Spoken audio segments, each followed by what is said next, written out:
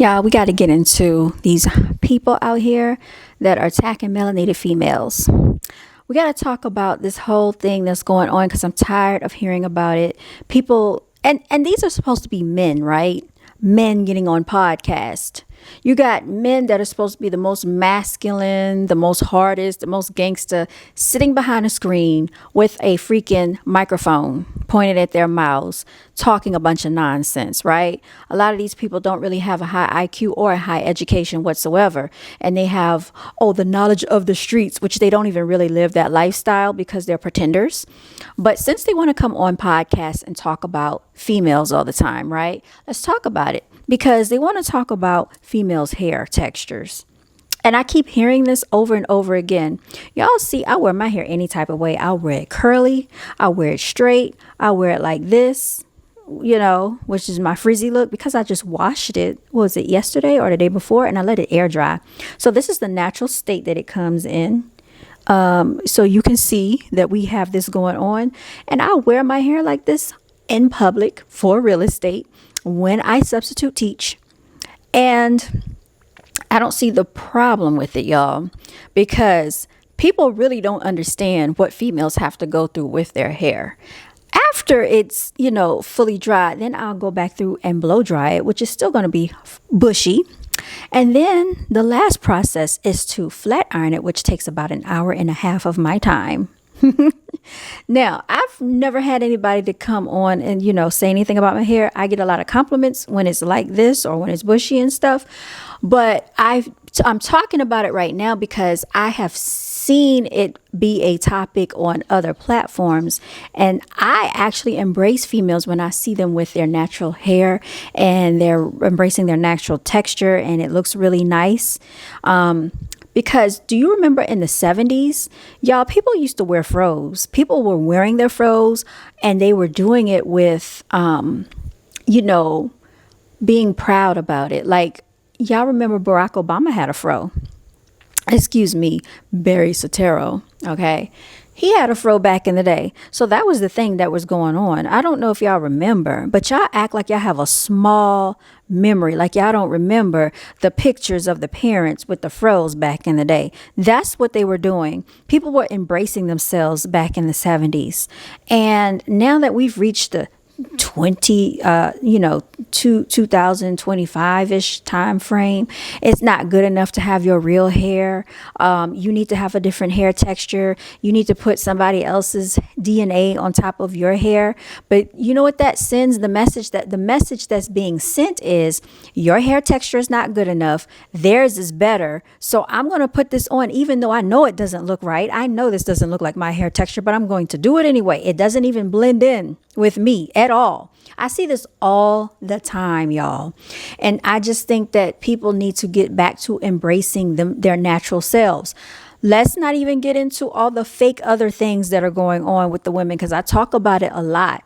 But I also feel that they have set an unrealistic beauty standard because there's no 100% perfect person walking this earth. If you get someone that looks perfect, chances are their attitude is really effed up, and chances are they are not that smart. Okay. A lot of times people that look aesthetically well are not that smart. Not everybody, but it's a large population of people out there. I'm going to give you an example. If you remember Tyson Beckford, y'all. So back in the day, Unbreak My Heart with Tony Braxton. He was featured in that video. Tyson Beckford, for all of you who don't know, is a model, dark complected model. He's half Jamaican and I think half Japanese or something like that, which is why I feel like he has the squinchy eyes. So I always thought he was aesthetically pleasing to look at until, and I also think he kind of goes, like this too. But I think they keep that on the DL. Now, there were reports that he was linked to Keisha Knight Pulliam back in the day. I think they tried to pair them up, but for whatever reason, it didn't work out. And I can see why. Because she's very nice looking. I really think she's a really nice looking lady. She's grown into a nice looking lady. But I heard him talking on the radio one day, and they must have had done an interview with him. And y'all, when he started talking, that IQ level was downhill. I was like, I think they were talking about police brutality or something of that effect, but he really did not speak well in the interview, and he just sounded very, very poorly educated, not articulate at all, and that made me look at him a whole different way. It's just like when people start talking and they have no substance to the conversation, that's an immediate turn off. So males out there, the ones that have all these high beauty standards, you can do all the talking you want, but like if you don't really have much of intellectual conversation, then why are you on these podcasts speaking about melanated females like in a undermining fashion? Because it's not appealing at all. And there's some people that will go to the level of seeming like they're very upset and angry, and it's like, why are you an angry man? If you don't like melanated females, then leave it at that. You don't have to come on a platform and bash a whole group of females for that. And I think that needs to be addressed, y'all. Let's get into this topic of skin complexion, because I think this is very dumb as well. I didn't know that skin complexion was an issue until basically I moved to the East Coast of America, and I noticed how this was a thing that kept being pushed a lot in the culture, like a lot in melanated culture, melanated society, music videos. I used to hear it in the lyrics, and I'm like, I didn't understand it. But even talking to people and just hearing them speak, melanated males have had a big thing about skin complexion in females. And I'm just going to say this to all the ladies out there. If they cannot appreciate you for your soul and your spirit and your energy, you don't want that man anyway. Okay. If you're trying to be with someone and all they can think about are these superficial things, and they're not seeing how your natural aesthetics, the creator made you the way that the creator designed you to be, to make the beauty that you have, and they're comparing you to someone else, do not even entertain these gremlins, y'all. Because a lot of them are pot-bellied pigs, all right? A lot of them are walking around with hair bumps all up in their beard. A lot of them have receding hairlines. A lot of them need to get, their facial hair trimmed. They need to do a lot of things, okay? And let's not even get into the intellectual conversation again, because like I said, if they don't have any type of substance in their communication, you already know to shut it down, right? And then let's get into finances. So ladies, if they don't have what you have or more, okay, it should always be more, by the way. Don't entertain them. There are guys that think that it's not important, okay, to do better.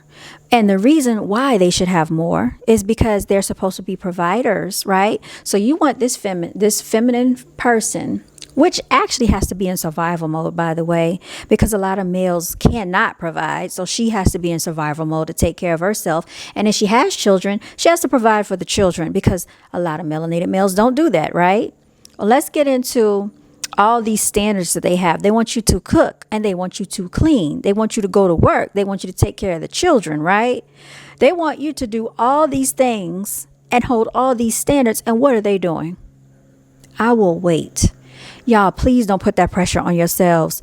I think that you need to come up with and curate a plan of action of your own that works for the dynamic of your relationship with your counterpart. Stop listening to these podcasts with all these stupid rules and regulations, because that is what's killing the melanated community relationships. Listening to these idiots out here that have not even sustained a successful relationship in their lives, probably.